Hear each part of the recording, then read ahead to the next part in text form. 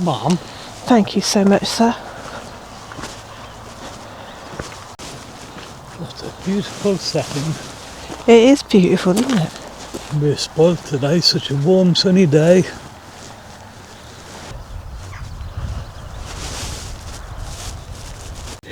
Hello, and welcome to a beautiful Northumberland. It certainly is. What a beautiful day. For the beginning of March, it is just so nice. It's amazing. Yeah. We've come to this lovely little valley, not far from Alnwick, Yeah. in Northumberland, because we're going to explore the history of that intriguing looking building behind us. And this is Edlingham Castle.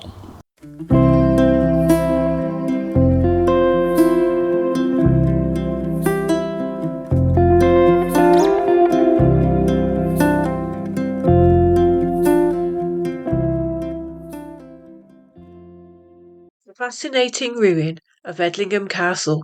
Sits in a beautiful riverside valley just 5 miles east of Alnwick in Northumberland. The remains we see here today are of a later version of an earlier manor house that was built on this site in the late 12th century by John de Edlingham. The original Hall House was a significant two-storey building that comprised a hall, parlour and chambers for the family on the upper floor, and a kitchen, bakehouse, brewhouse and service rooms for the servants on the lower floor. It occupied the whole of the south-eastern side of the courtyard, had turreted corners, was surrounded by a moat and fed by nearby springs. Given its proximity to the border with Scotland, there was a continual need to protect it from attack during the heated Anglo-Scottish relationship of the 13th and 14th centuries, known as the Wars of Scottish Independence. The house was primarily used to guard the approach to Alnwick during this period of ongoing conflict, which was characterised by warfare, border raids and instability. In 1294, ownership of the castle passed to Sir William Felton, who fortified the Hall House by building a palisade wall inside the moat and a gatehouse on the north side. Elizabeth de Felton inherited the castle in 1396. She married Sir Edmund Hastings, who added the impressive solar tower to the south of the hall. It was connected to the Hall House via a forebuilding, an external door and a portcullis. He also added the curtain wall and gate tower. These fortifications transformed the manor house, and hence it formally became a castle. By the end of the 14th century, the enclosure walls were completed and the gatehouse was enlarged. From the early 1500s, the wealthy Swinburne family owned the castle. As cross-border tensions eased, the castle's purpose changed from defence to comfort. The Swinburnes owned the castle until the 17th century, by which time the lower chambers of the solar tower had deteriorated, and its now distinctive full-length vertical crack had appeared. This is because part of the tower had been built too close to the moat, which had over time caused subsidence. By the end of the 1600s, the castle had been abandoned, and its stonework looted and used to build other local dwellings. In 1978, English Heritage excavated the site, rediscovering the ruins we see today, exposing the floor plan, which dates back to the 1500s and clearly indicates where the buildings were sited within the courtyard. In 1985, the separated corner of the solar tower, or the Leaning Tower of Northumberland, as it has now become known, was securely strapped to prevent further collapse.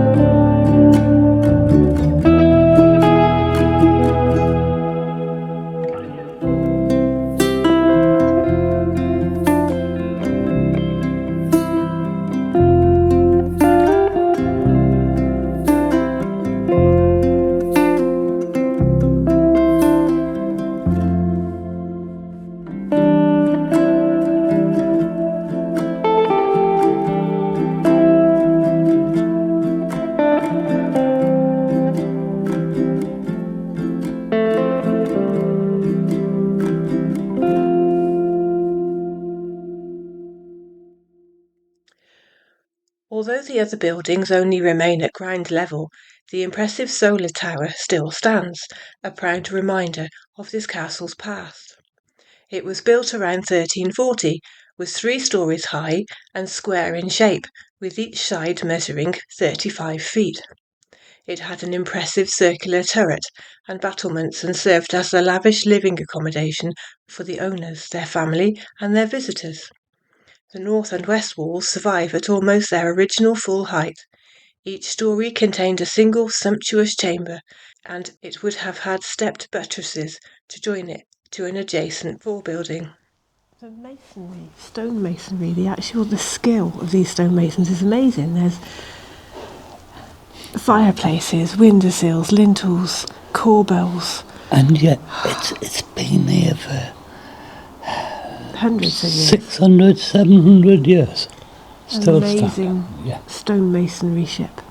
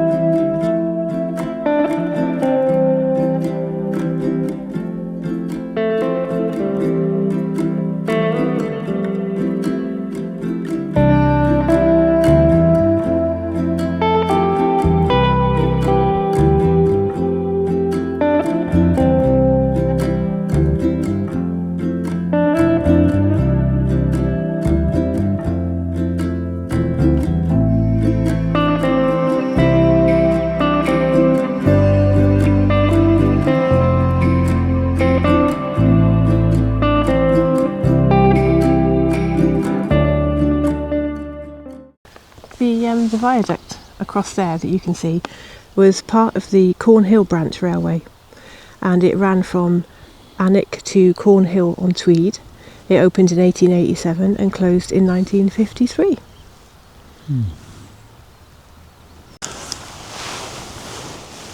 After the castle was abandoned, the stone was quarried and used for building, and you can't help but notice that beautiful viaduct behind us and just wonder how much of that stone that's built that might possibly have come from this castle, do you think? Possibly could have.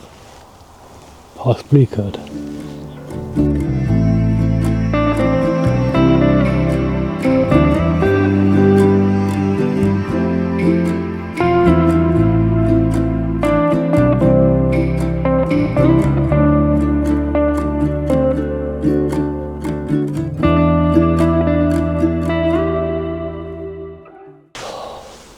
You know, I have this feeling. I wonder if there's a ghost around here. I don't know. Yes, indeed, this castle is rumoured to be haunted. In 1683, just before it was abandoned, Edlingham Castle hosted the trial of Margaret Stothard, the so-called Witch of Edlingham. It's thought Margaret was a local wise woman or healer who had probably angered some of her clients. During her trial, it's related that she had approached a local couple for alms, but had been turned away. She is reported to have waved a white thing at them 3 times as she left. The following day their daughter apparently became unwell and died. Another witness testified that Margaret had cured a sick child by transferring its illness to a calf, which then died. The magistrate in charge of the trial, Henry Ogle, considered the allegations against her to be unfounded and threw the case out. It's widely believed that Margaret's ghost visits the castle.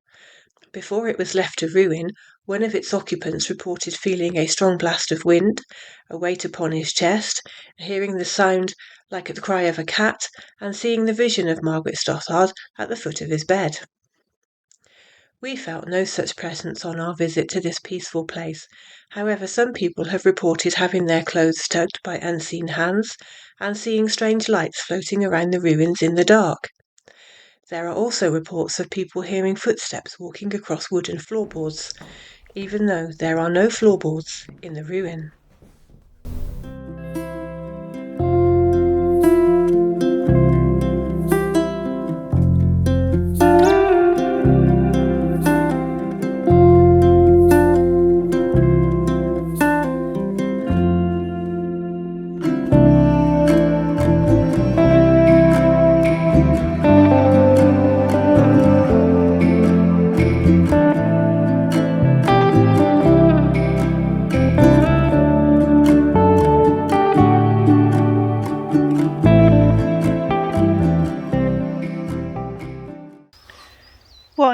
absolutely stunning set of ruins this is. It's just amazing.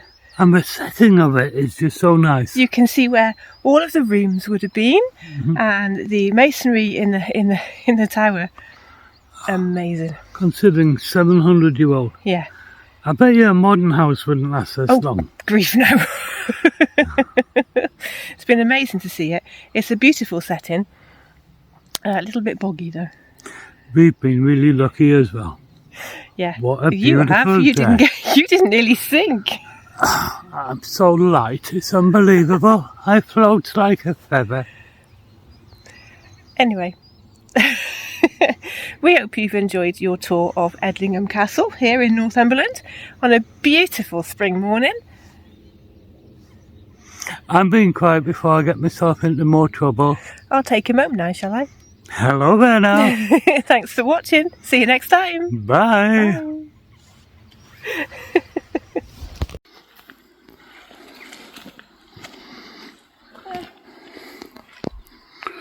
Oops, subsidence. It's not just a castle. As you say, it is boggy ground. Oh, well, I better dig Ellie out. I was thinking.